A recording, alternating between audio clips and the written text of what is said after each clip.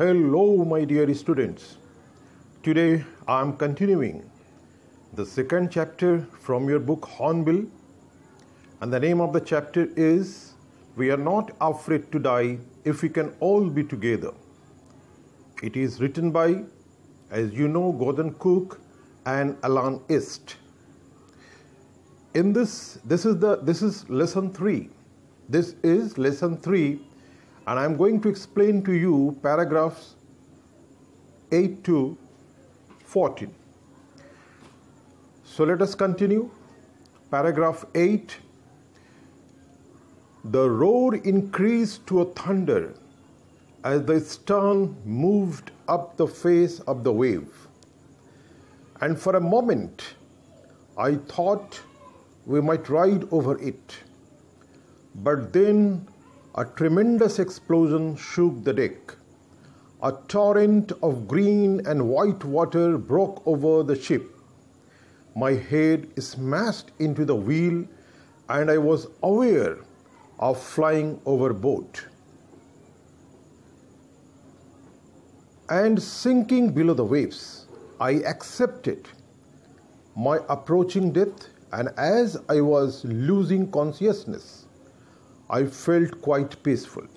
This is the paragraph, and look here in bracket, somewhere in the bracket and underline words, I have explained the meaning for your convenience. तो हिंदी में ये हुआ कि the roar increased to a thunder. जो पिछले lesson में हम लोगों ने देखा था कि मौसम ख़राब हो गया, हवाएं तेज़ चलने लगीं और बहुत लंबे लंबे लहरें उठने लगीं और उससे एक गर्जन की तरह हो रहा था. ये गर्जन जो है ना थंडर में बदल गया, माने जिस तरह से बिजलियां कड़कती हैं तेज, उस तरह से उसमें बदल गया. तो the roar increase to thunder. The stern का मतलब हमने लिखा हुआ बैक ऑफ द बोट. और जैसे लहरों में उछाल पैदा हुआ, हवाओं में तेजी पैदा हुई, तो बोट का पिछला हिस्सा जो है ना moved up the face of water.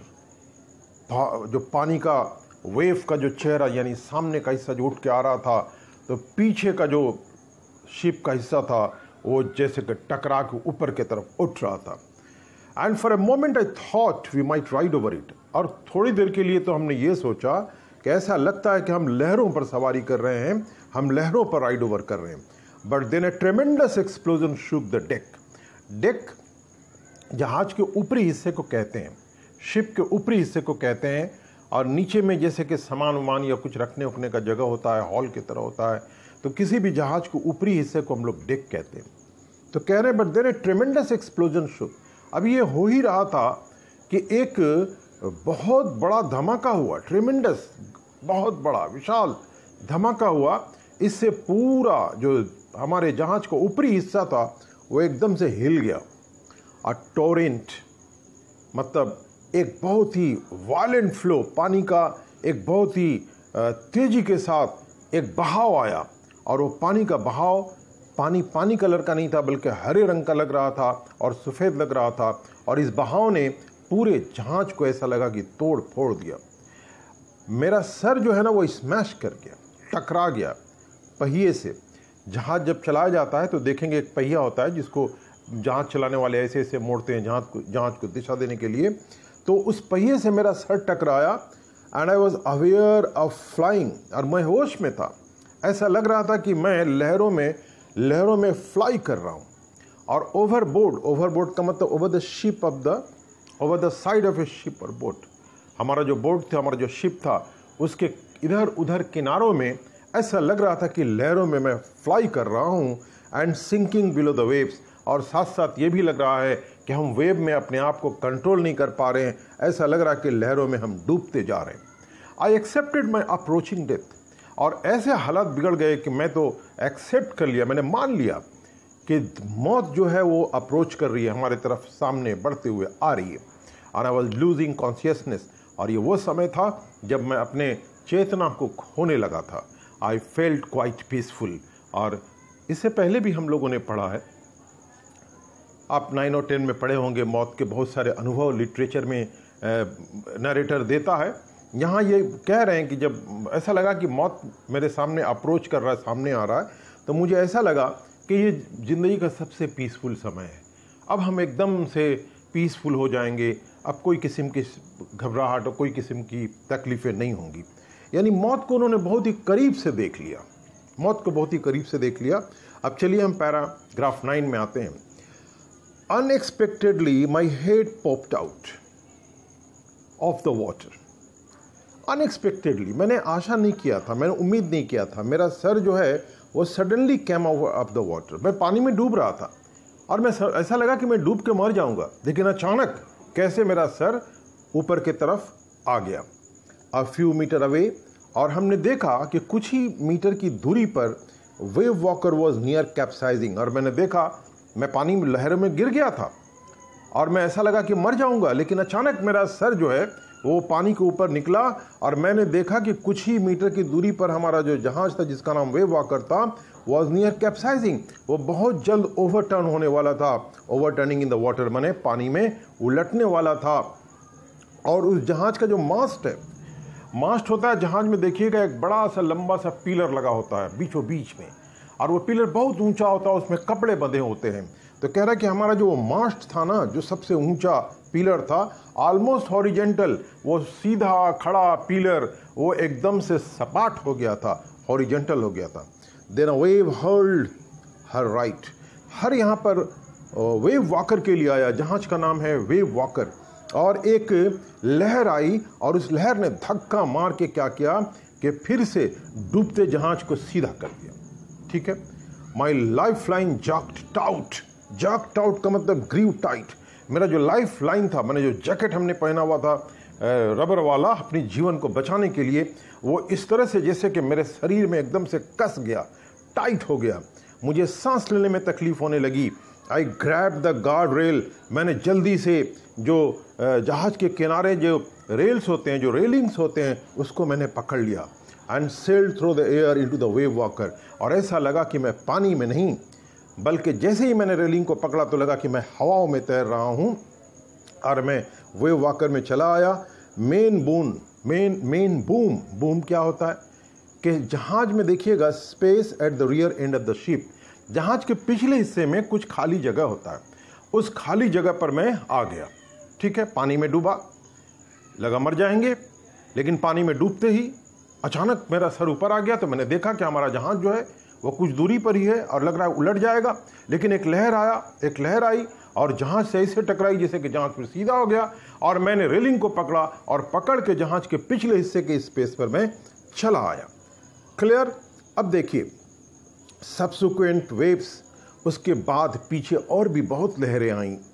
टोस्ड me around the deck, और वो लहरें जो थी ना, टोस कहते हैं टॉस करना, जैसे किसी चीज़ को इधर से उधर धक्का मार के, जैसे कि उसमें कोई जान नहीं हो, इधर से उधर फेंकना।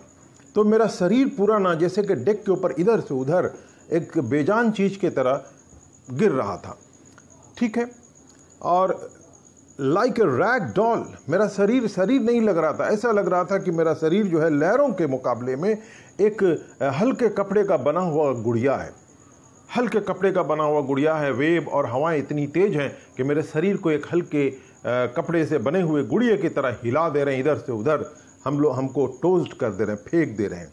माई लेफ्ट रिब्स क्रैक्ड, और मेरे जो लेफ्ट की पंजड़ी थी वो लगता है कि क्रैक कर गया। ठीक है ना। My mouth filled with blood, और मेरे मुंह में खून भर आया। एंड ब्रोकन टिथ, और मेरे मुंह का दांत भी टूट गया। Somehow I found the wheel, किसी भी तरीके से मैं पहिए तक पहुंचा। लाइंड अप द स्टर्न, मैंने बैक ऑफ द बोट का जो हिस्सा है, stern back of the boat का जो हिस्सा है, उसको मैंने लाइन अप किया। वहां की चीजें जो इधर से उधर उलट गई थी उनको मैंने लाइन अप करके सजाना शुरू किया।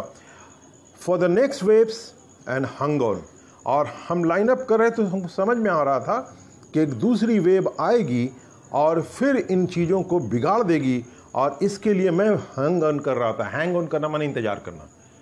मैं इंतजार कर रहा था कि एक और बड़ी वेव आएगी, एक बहुत धमाकेदार हवा चलेगी, और फिर जो हम कुछ ये सजा रहे हैं ये अचानक से सब कुछ खत्म हो जाने वाला है। बहुत ही एक ऐसा पिक्चर की तरह इन्होंने लिखा है कि आपको एहसास होगा कि समुंदर में एक जहाज है, उस जहाज में कुछ लोग हैं गिने चुने, और जहाज जो है अचानक मौसम ख़राब होने की वजह से बड़ी बड़ी लहरें और हवाएं चलने लगी हैं, और उस हवाओं के चलने और बड़ी बड़ी लहरों के आने की वजह से जीवन कैसे इनका संकट में पड़ता है, ये आपको एकदम से इस तरह से शब्दों के माध्यम से दिखाने की इसमें कोशिश करी गई है।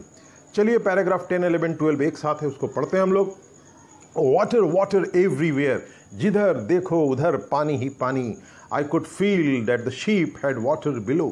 मुझे ऐसा लग रहा था कि हम तो शिप के ऊपर थे, जहाज के ऊपर थे, डेक के ऊपर थे, हमको ऐसा लग रहा था कि नीचे के हिस्से में पानी भर रहा है। But I dare not abandon the wheel, लेकिन मुझे हिम्मत नहीं आया कि मैं जो पहिया पकड़ लिया था जहाज को दिशा देने के लिए, जो व्हील था, मैं उसको छोड़ कर जाऊँ। अबैंडन करना मैंने लीव करना, अबैंडन मैंने लीव करना। टू इन्वेस्टिगेट, उसको जांचने जाऊँ, इन्वेस्टिगेट करने जाऊँ। सडनली द फ्रंट हैच, जहाज में भी देखिएगा छोटा सा एक दरवाज़ा होता है, वो दरवाज़ा इमरजेंसी के, जब कोई संकट होता है तो उसी दरवाजे से लोग बाहर अपनी ज़िंदगी बचाने के लिए निकलते हैं।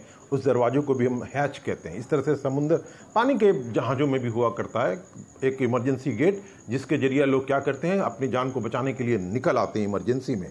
तो कह रहे हैं कि अचानक द फ्रंट हैच, सामने जो एक छोटा सा दरवाज़ा था, एक छोटा सा भागने के लिए जो जहाज में खुला जगह जो था, वाज थ्रोन ओपन। वो डोर जो है ना, जैसे कि कोई धक्का मार के खोल दिया। एंड मैरी अपीयर्ड, और हमारे सामने जो प्रकट हुई वो मैरी थी, जो कि हमारी पत्नी थी। We are sinking, she screamed, मेरी पत्नी ने चिल्लाकर बोला कि हम लोग डूब रहे हैं। द डेक आर स्मैश्ड, उसने कहा कि हमारा जो डेक है, बोट का जो ऊपरी हिस्सा है, वो बिल्कुल स्मैश हो गया है, तहस नहस हो गया है। We are full of water, नीचे पानी ही पानी हो गया है।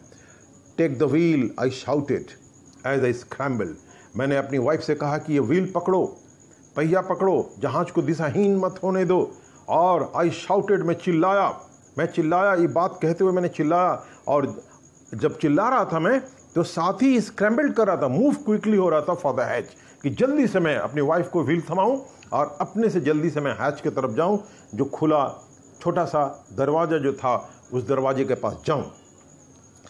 Larry and Herb were pumping like madman, आपको याद होगा लैरी और हर्ब, लैरी अमेरिकन, हर्ब जो था वो स्विस का रहने वाला था। ये दोनों क्रूमैन थे जिनको हायर किया गया था। ये लोग मैडमैन की तरह, पागलों की तरह पंपिंग, पानी को बाहर पंप के जरिए निकाल रहे थे। ब्रोकन टिम्बर्स, और हम देख रहे थे कि पानी में तैर रहे हैं लकड़ी के, जो कि कारपेंट्री में इस्तेमाल होता है लकड़ियाँ, वो लकड़ियाँ वहाँ पर तैर रही हैं। हंग एट क्रेजी एंगल्स, ये लकड़ियाँ टूट फूट कर एक अलग अलग कोने में इधर उधर बिखरी हुई हैं। The whole starboard side, starboard कहते हैं जहाज के दोनों साइड्स को कहते हैं, दोनों हिस्सों को कहते हैं। और ऐसा लग रहा था कि जो स्टारबोर्ड साइड है, हमारे जहाज के दोनों जो हिस्से हैं पूरे के पूरे बल्ज्ड इनवर्ड, जहाज के दोनों किनारे के हिस्से बाहर से फूले हुए होते हैं, लेकिन लहरों ने मार मार के उनको पचका दिया था, और वो जो जहाज के किनारे के हिस्से थे वो अंदर से इनवर्ट से फूले हुए बल्ज लग रहे थे। ठीक है, और कपड़े बिखरे हुए थे, क्रोकरी मतलब जो बर्तन वगैरह होता है बिखरे हुए थे, चार्ट्स जो नक्शे वगैरह होते हैं, ज्योग्राफिकल मैप बिखरे हुए थे, टिन बिखरे हुए थे, और खिलौने स्लोस्ट अबाउट, पानी में इधर उधर तैरने को कहते हैं sloshed about, move irregularly with metallic sound. माने जब कोई ऐसा मूवमेंट हो जिसमें कि टकराने की वजह से कुछ शब्द निकलते हैं, आवाज़ निकलते हो, ऐसे मूवमेंट को हम लोग स्लोस्ट अबाउट कहते हैं। तो डीप वाटर में ये सारी चीज़ें इधर से उधर तैर रही थीं और एक दूसरे से टकरा कर आवाज़ें पैदा कर रही थीं। आप इसको पढ़ेंगे लाइन बाय लाइन और इसको इमेजिन करेंगे और सोचेंगे तो आपको बड़ा अच्छा लगेगा। और चलिए पैरा 13 में जाते हैं हम लोग। आई हाफ स्वैम, और ऐसी स्थिति बन गई थी कि मैं पूरा तैर भी नहीं पा रहा था, मैं आधा तैर रहा था। Half crawled into the children cabin, और आधा मैं क्राउल कर रहा था, बच्चे जैसे अपने आप को खींच के रेंग रेंग के जाते हैं, तो मैं चिल्ड्रन के केबिन में रेंग रेंग कर जा रहा था। और you all right, I asked, मैं बच्चों के केबिन में जब पहुंचा, उनके बच्चे हैं, एक लड़का एक लड़की, उनकी केबिन में मैंने पहुंचा तो मैंने पूछा कि क्या तुम लोग सही ठीक ठाक हो? Yes they answered from an upper bunk. Bunk होता है ना जहाज में सोने के लिए, दीवार से सटा हुआ एक सेल्फ की तरह होता है, वो उस पर बेड पर वो लोग, ऊपर लटका हुआ बेड पर वो लोग थे, वहीं से उन लोगों ने जवाब दिया यस हाँ, but my head hurts a bit said Sue. लड़की ने कहा कि लेकिन मेरे सर पर थोड़ा सा चोट आया है, सर पर थोड़ी चोट आई है। Pointing to a big bump over our eyes, और उसने दिखाया कि देखिए मेरे आंख में एक बड़ा बम्प आ गया, मैंने आंख में चोट लगने की वजह से बाहर से फूल गया है। I had no time to worry about bumped head, लेकिन हमारे पास स्थिति ऐसी बनी हुई थी कि हमारे पास बच्चे के सर पर निकला हुआ जो फूला हुआ बम था उस पर ध्यान देने का समय नहीं था मेरे पास। After finding a hammer, paragraph 14, हमने फौरन एक हथौड़े की तलाश किया, स्क्रू को लिया और कैनवस माने कपड़ों को लिया, तिरपाल को लेकर I struggle back on deck. मैं फिर से प्रयास करके बोट के ऊपरी हिस्से पर चला आया, डेक पर चला आया with the star board side. और उस तरह, और जब मैं चला आया तो ये स्टार बोर्ड साइड है जो हमारे शिप के दोनों किनारे जो हैं वो बैस्ट ओपन, ऐसा लग रहा था कि वो बहुत ही लहरों की चोट खाने की वजह से बैस्ट ओपन हो गए थे, खुल गए थे। वायलेंट वेव के मार खाने की वजह से, हार्ड हिट होने की वजह से खुल गए थे। We were taking water with each wave, और हर वेव हमें पानी दे जा रहा था। डेट ब्रोक ओवर अस, और पानी ऐसा बौछार आ रहा था कि जैसे कि वो बौछार हमारे ऊपर आके टूट रहा था। If I could not make some repair, मैंने सोचा कि अगर हम कुछ रिपेयर नहीं करेंगे वी वुड श्योरली सिंक, तो यकीनन हम लोग डूब जाएंगे। तो ये रहा आपका end of lesson 3। Thanks for watching the video. If you are watching the video for the first time, please subscribe and press the bell icon. Thank you very much.